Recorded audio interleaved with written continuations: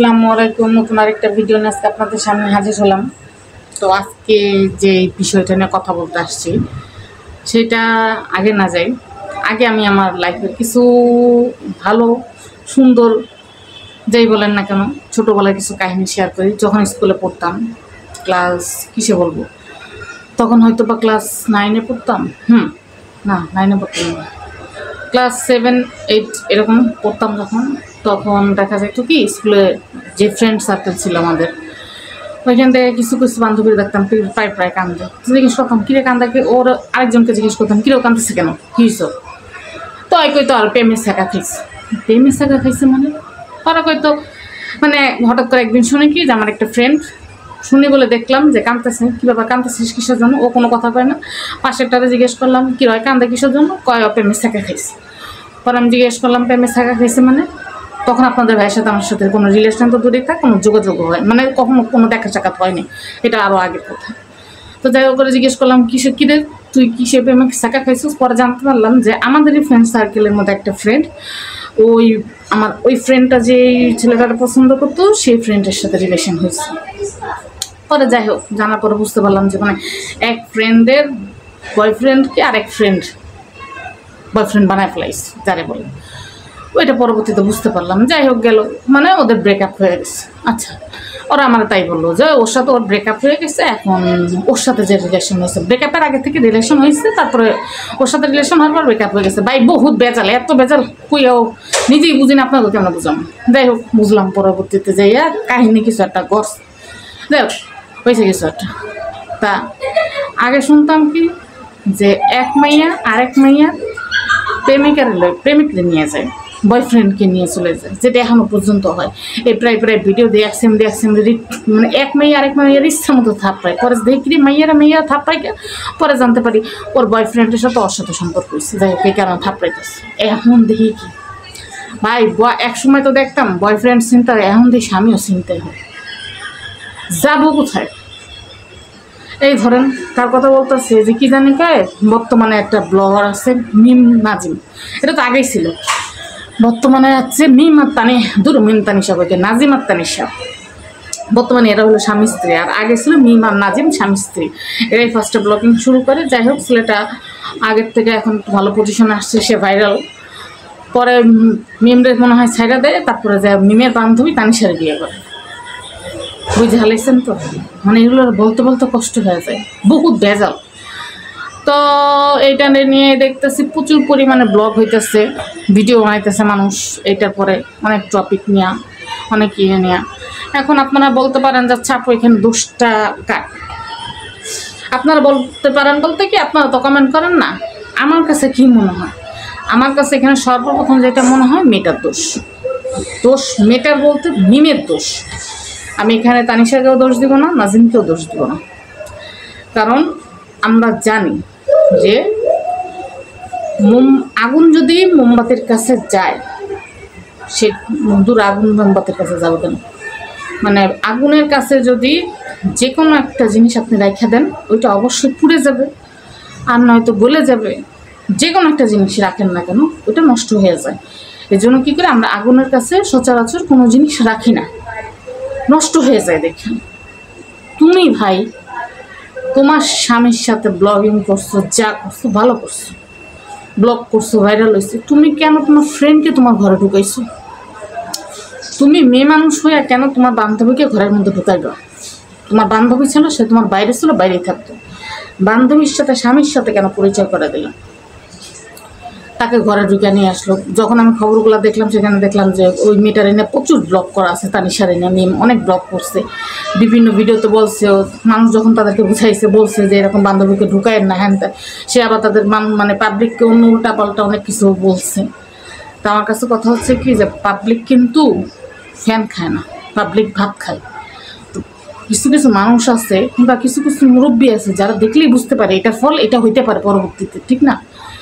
যখন মানুষ এগুলো বলছে তখন অবশ্যই মেমের উচিত ছিল জিনিসটা মাথায় নাও, আর ওইখান থেকে সরাই ফেলানো মেয়েটাকে। তুমি যদি তাকে নিজের আপন বোনও মনে করে থাকো, আপন বোনকেও করা যাবে না যে হ্যাঁ আমি আমার বোনকে দিয়ে আমার জামাইকে দিয়ে আমি করলাম, ঘুরতে গেলাম, আমার বোনই তো না। ওইটাও করা যাবে না। যতই বোন হোক না কেন, আপন মারপেটেই বোন হোক না কেন, তুমি তোমার স্বামীর সাথে কেন করাবা? তার সাথে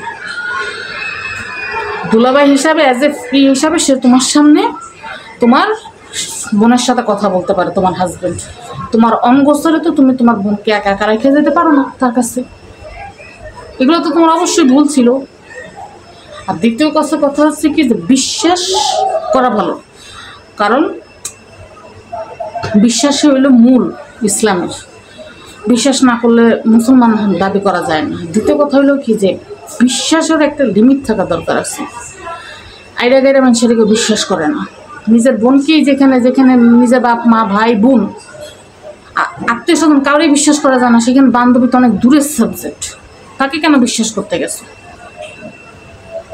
আর নিজের স্বামীরও খুব বিশ্বাস করছে যে না, আমার স্বামী আমাকে ফেলাইতে কখনো ওই কাজটা করবে না। এখন যে সে তোমার নামে বদনাম করে বেড়ায়, এখন যে সে তোমার পার্সোনাল আগের লাইফগুলোর কথাও তুলে ধরে, সেগুলো সত্য হোক বা মিথ্যা হোক, সে যে বলে এইগুলো, নিজের পার্সোনালিটি নিজের কাছে ধরে রাখবা। ওইটা সে স্বামীর যতই আপন হোক না কেন, যতই আপন হোক না কেন, নিজেরটা নিজের কাছে সেভ করে রাখার চেষ্টা করতে হবে। কারণ মানুষের রূপ যে কখন চেঞ্জ হয়, এটা এক আল্লাহ ছাড়া কেউ জানে না। আমার স্বামী এখন অনেক ভালো, সে আমাকে ছাড়া কাউকে চিনে না, সে আমাকে বলতেই অজ্ঞান। তাই বলে আমি ওইটাই মনে করে বসে থাকবো যে হ্যাঁ, আমার স্বামী তো আমাকে দেখলেই অজ্ঞান, আমাকে দেখলেই সে যে আমার বাইরে যে আরেকজনের সাথে কিছু করবে না, তার কি গ্যারান্টি আছে? কোনো গ্যারান্টি আছে? কোনো গ্যারান্টি নেই। মানুষের দিয়ে 2 পয়সার কোনো গ্যারান্টি নেই। কারণ পুরুষ মানুষ হলো ভোমরা, যেই ফুলে মধু পাবে সেই ফুলে তারা দৌড়বে।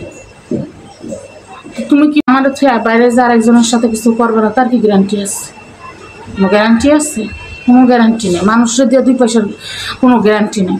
কারণ পুরুষ মানুষ হলো ভোমরা, যেই ফুলে মধু পাবে সেই ফুলে তারা দৌড়বে। তুমি কি ভ্রমণের দোষ দিবা? ভ্রমণের কেন দোষ দিবা? ভ্রমণের দোষ স্বভাবিত ওইটা। সে যেই ফুলে যাবে সেই ফুলের থেকে মধু সংগ্রহ করার চেষ্টা করবে। তুমি মধু কীভাবে তোমার ভ্রমণটাকে আটকে রাখবা, সেটাই হলো বড় কথা। এরা ছেড়ে দিচ্ছি বান্ধবীর সাথে, তো তোমার জামাই যাবে না, থেকে আরেকজনে জামাই যাবে। তারপর বান্ধবীরা ভিডিও করো জামাইরে একসাথে করে নিয়ে, কেন? তো তুমি হয়তো বা অনেক বেশি, আমি বলবো যে হয়তো বা অনেক বেশি পাটনা, মানে তো অনেক বেশি বোকা দুইটার একটা। আমার কাছে কথা হইল কি, স্বামীরে দিয়ে দুনিয়াতে কাউকে দিয়ে বিশ্বাস করবো না, কোনো মেয়েকে দিয়ে বিশ্বাস করা উচিত না, কোনো মেয়েকে দেয়া না। স্বামী তাকে সবসময় সেপে রাখার চেষ্টা করতে হয়। প্রত্যেকটা মেয়েদের কাছ থেকে তারে সরায় রাখা উচিত, তাকে সেভ করে রাখা উচিত। স্বামী কোনো ঐসব জিনিস না, প্রদর্শন করার জিনিস না যে আমি খাম্বার মুখে খাড়া করায় খেয়ে দিলাম, দিয়া বললাম দেখে যাও না, কখনোই না। আর অবশ্যই স্বামীকে চোখে রাখা উচিত। হ্যাঁ, তারা বাইরে থাকে, আমরা তাদেরকে সবসময় দেখতে পারি না, বাট যতটুকু করা উচিত ততটা করা দরকার। আবার অনেকে আছে বলতে পারেন যে চোখে যতই রাখি না কিসের জন্য, যে চুরি করে তাকে ধরা যায়। হ্যাঁ, যে চুরি করে তাকে ধরা যায় না, ওইটা আল্লাহর উপর ছেড়ে দিতে হবে। কিন্তু আমাদের আয়ত্তে যতটুকু আছে, আমাদের মেয়েদের আয়ত্তে যতটুকু আছে, ততটুকু কিন্তু আমরা করতেই পারি। তো এটাই হলো কথা। আর প্রত্যেকটা জায়গায় দেখা যায় কি, মহিলাদের সংসার ধ্বংসের কারণ হয় এক একজন মহিলা মানুষই। এটা কত বড়, মানে কি বলবো, যে অবাস্তব কথা এছাড়া কিছু বলার নেই, যে কতটা হতাশামূলক কথা এগুলা, যে একটা মহিলার সংসার ভাঙ্গার পিছনে একটা মহিলারই হাত থাকে।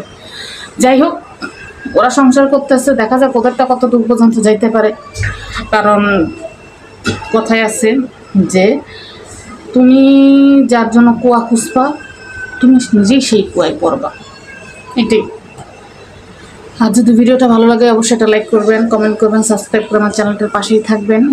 আর আমার ভিডিওগুলো কেমন লাগে অবশ্যই আমাকে কমেন্টের মাধ্যমে জানাবেন।